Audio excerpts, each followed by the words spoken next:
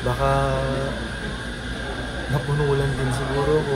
Gusto rin daw ni Jam na mag-sorry sa mga kaanak at kaibigan ni Jelly.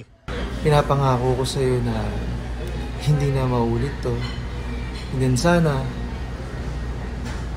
bigyan mo ng pagkakataon na ayusin natin tong pareho ng pribado na sa ating dalawa.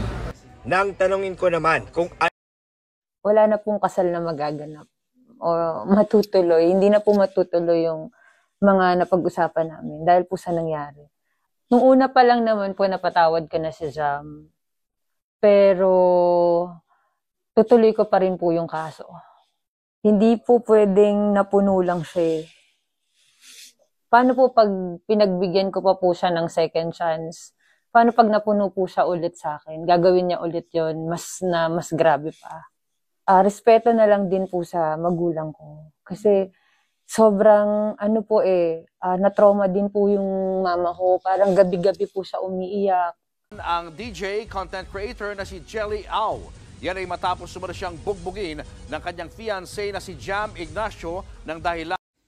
Hello guys, update na to yung Jam Ignacio at Jelly Au, no? So parang masasabi ko talaga na talagang ewan ko lang kung patawarin ni Jelly Au tong si Jam Ignacio at itutuloy nila yung kasal. Ang akin lang, girl, kung may plano ka na patawarin mo si Jam Ignacio at itutuloy ninyo ang kasal, mag-aral ka muna ng taekwondo or karate or boxing para pag may rematch kayo, alam kong may rematch kayo, pag magbalikan kayo, at least makaganti ka.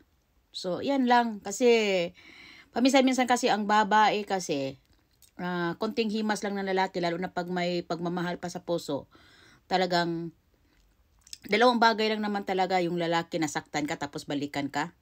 Chine-check lang niya kung syunga ka pa. So, yun lang. And good luck. And wait namin yung round 2, round 3, round 4. Pag ituloy ninyo yung kasal ninyo. Ha? Dahil pag pakasalan mo yan si Jam Ignacio, we are sure talaga na may rematch yan. Hindi yan pag-ibig rematch. Ha?